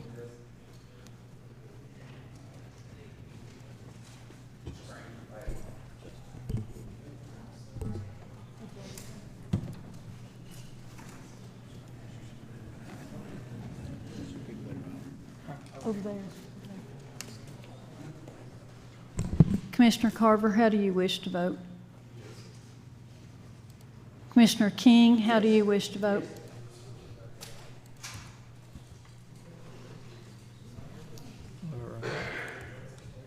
Mr. Chairman, there are 21 yes votes. 21 yes, the motion carries, and resolution number 2602013 is adopted. Resolution number 2620014, a resolution of the Blount County Commission supporting extension of the public safety retirement bridge benefit, subject to cost review and available funds. I have a motion to adopt resolution number 2602014 from Commissioner Davis, second from Commissioner Bright. Any discussion? Seeing none, if you're in favor of adopting resolution number 2602014, vote yes. If you're not in favor, vote no.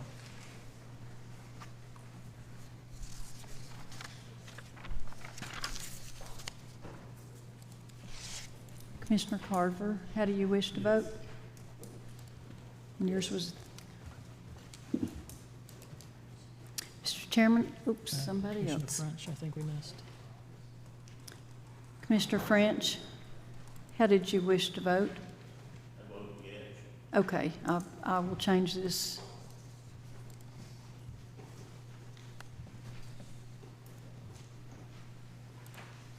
Mr. Chairman, there are now 21 yes votes. 21 yes, the motion carries. Resolution number 2602014 is adopted. Resolution number 2620015, resolution to amend the zoning map of Blount County, Tennessee from R1 Rural District 1 to RAC Rural Arterial Commercial District for a 4.615 acre portion of a 7.263 acre tract located at 5220 and 5226 U.S. Highway 411 South. The property identified as part of Tax Map 100, parcels 9.00 and 9.01. I have a motion to adopt resolution number 2602015 from Commissioner Reagan. Is there a second?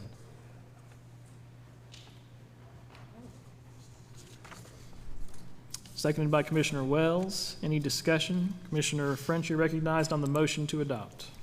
Thank you, Mr. Chairman. I think most of you know how I feel about rezoning residential property to commercial property, and then it being zoned commercial, yet still pay a residential rate, just like the people that own your homes. Let me read something from TCA 65-5-501.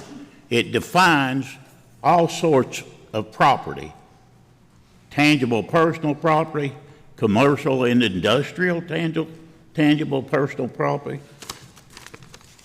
Subparagraph 4, industrial and commercial property includes all property of every kind used directly or indirectly or held for use.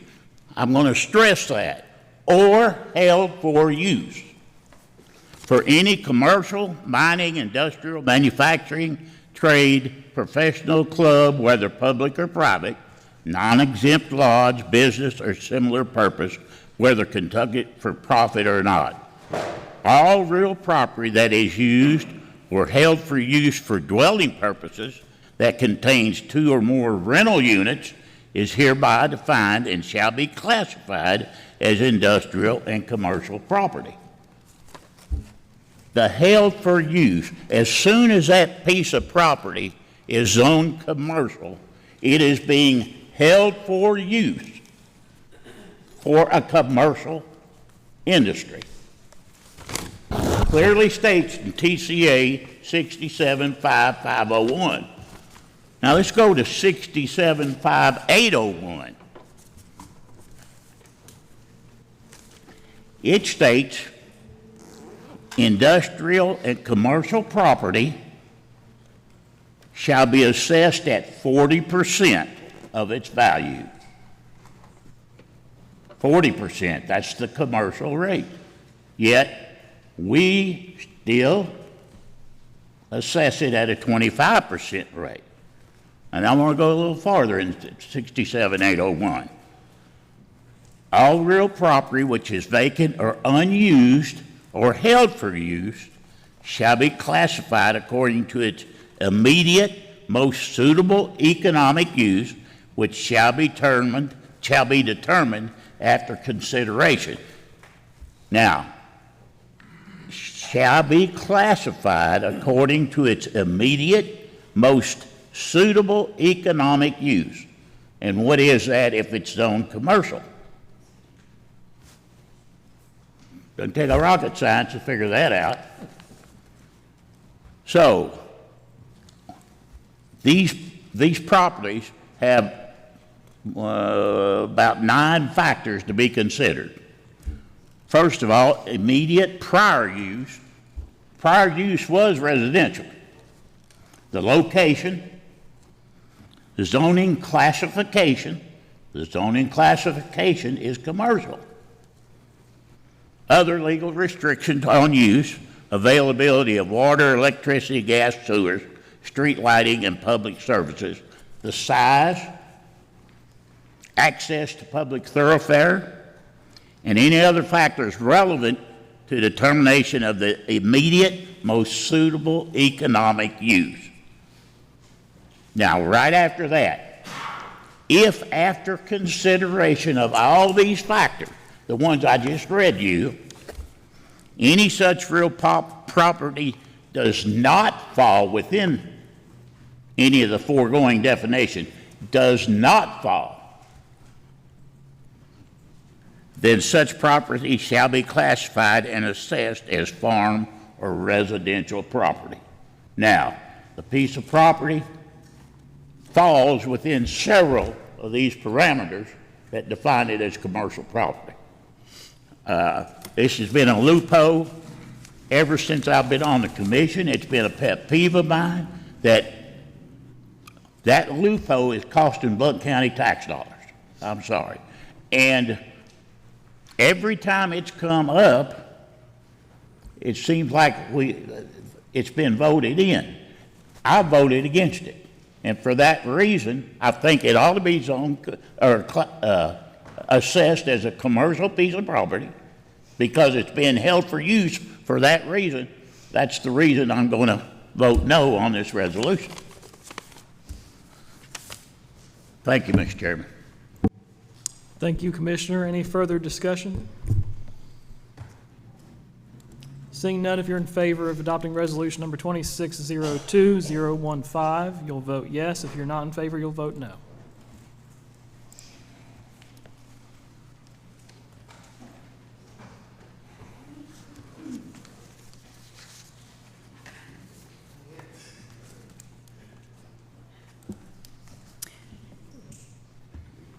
I missed somebody. Mr. Chairman, there are 13 yes votes and 7 no votes. 13 yes, 7 no. The motion carries, and resolution number 2602015 is adopted. I think I said that correctly. 2602015. Bennett was gone. He's absent. Oh, okay. Okay. Thank you. All right, the motion carries and the resolution is adopted. All right, next we have item H, announcements and statements.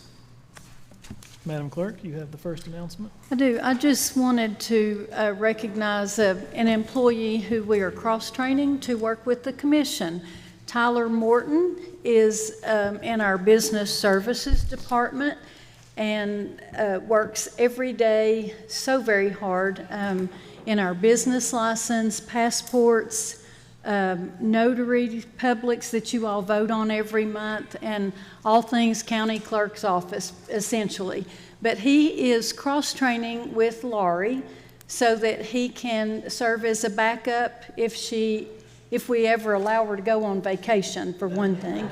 But, so, if she has an emergency or cannot be here, then we have someone who can fill in the gaps a little bit. So this is Tyler Morton, the new face that you've seen the past few meetings, and you'll be seeing more of each meeting. So, he's it.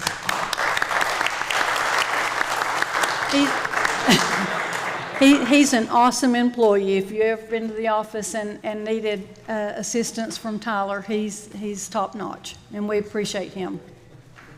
All right, thank you, Madam Clerk. There are several announcements from the chair. The Animal Center Advisory Board will meet Tuesday, February 24th at 6 p.m. in Meeting Room 433 of the Blount County Courthouse. The Records Commission will meet. The Records Commission meeting for Wednesday, February 25th is rescheduled for Wednesday, March 11th at 11 a.m. at the Operations Center. The Blount County Planning Commission will meet Thursday, February 26th at 5:30 p.m. in Meeting Room 430 of the Blount County Courthouse. Blount 250 Committee will meet Thursday, February 26th at 6:30 p.m. in Meeting Room 430 of the Blount County Courthouse. The Agricultural Extension Committee will meet Thursday, February 26th at 6:30 p.m. at the Blount County Operations Center. The Public Service Appeals Committee will meet Monday, March 2nd at 1 p.m. in Meeting Room 430 of the Blount County Courthouse.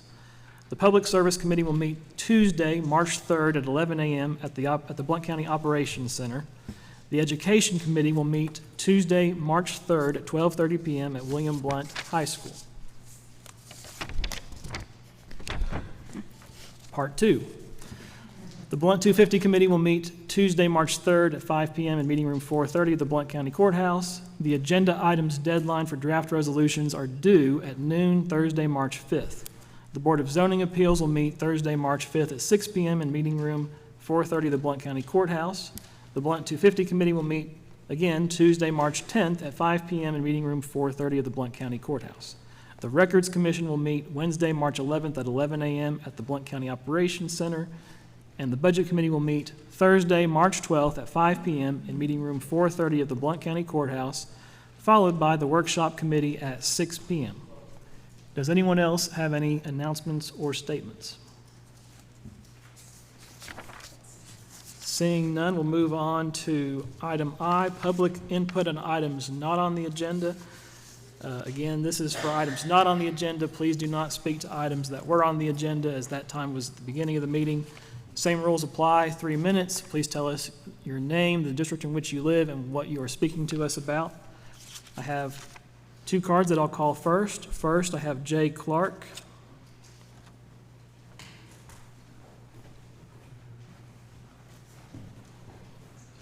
And speakers, please remember to address the chair or the commission as a whole and not individual commissioners.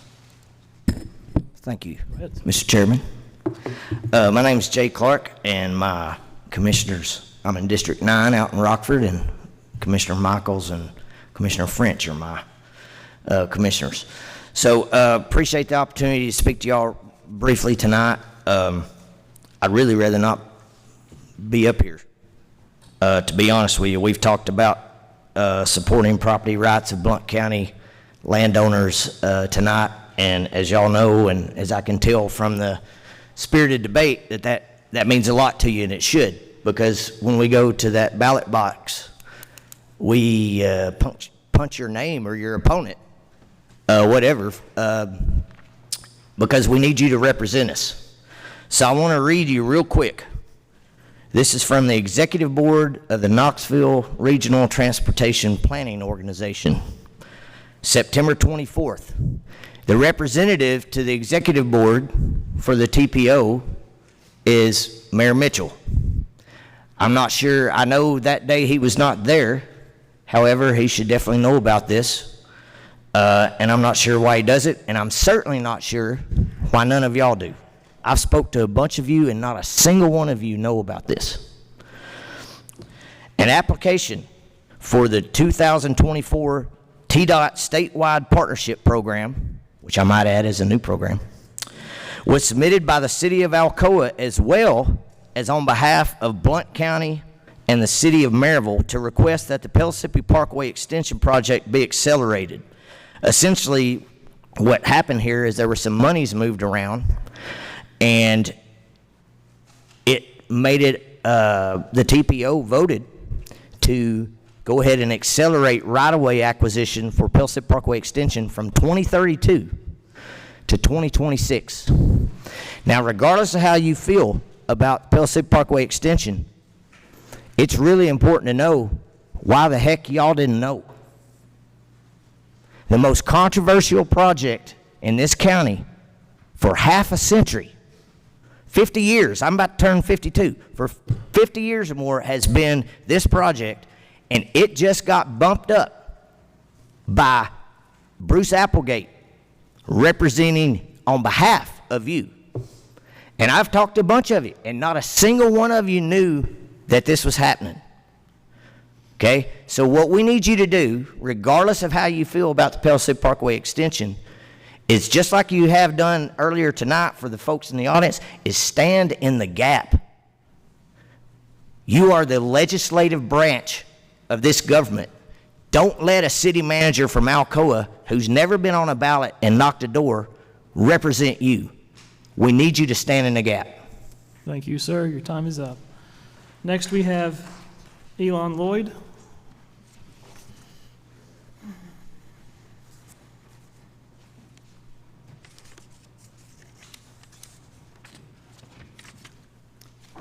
Yes, I'm Elon Lloyd, and I'm in District 8. I'm also talking about this issue with regard to the application to accelerate the right-of-way for the Pellissippi Parkway Extension. And again, regardless of how you feel about the Pellissippi Parkway Extension, I think Blount County Commission should be appalled that you all were left out of the process to accelerate this right-of-way. There are 110 properties in this right-of-way area. Those are residences and farms. And these 110 property owners and anyone else in the county who wants to preserve the rural character of the county needs the commissioner's help to stop this process. And the Citizens Against the Pellissippi Parkway Extension will be in touch with you because we represent people who have fought this highway proposal for more than 20 years. We have data and we have stories, and we can catch you up to speed on the truth that the cities that push this forward don't want to face. This is, as Jay mentioned, the most controversial project in the county in the last 50 years, and we can still stop it, but we need you to speak up. Thank you. Thank you, ma'am. Anyone else wish to speak to items not on the agenda? If so, please raise your hand. Yes, ma'am.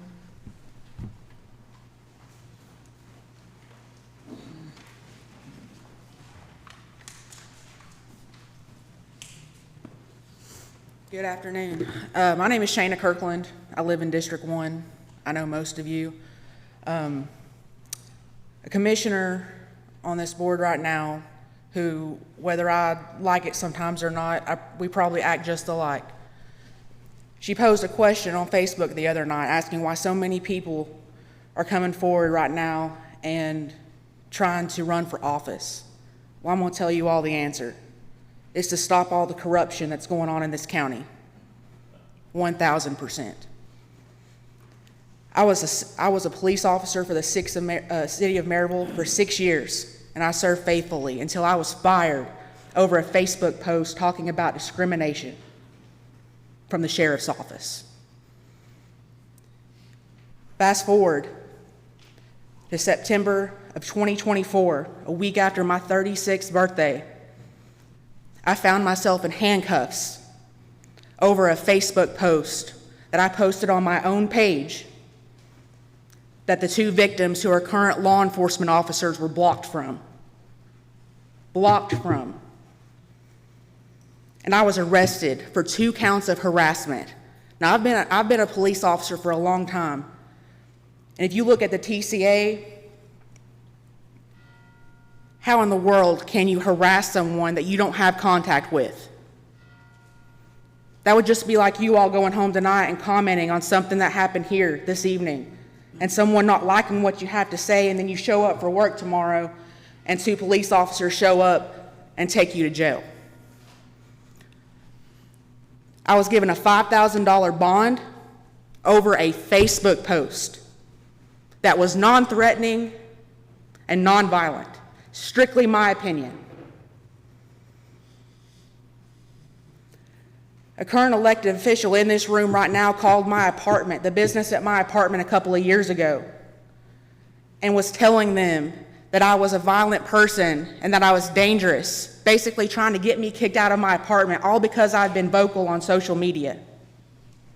I was put on probation for a Facebook post. I am running for commission District 1. We need people that are going to represent us properly, who are going to stop the garbage that goes on in this county. I'm a hard worker. I believe for standing up for what's right. And what happened to me should not happen to anybody else, including you all. We got to have change. The corruption needs to stop. Thank you, ma'am. Others wishing to speak? Yes, ma'am, please come forward.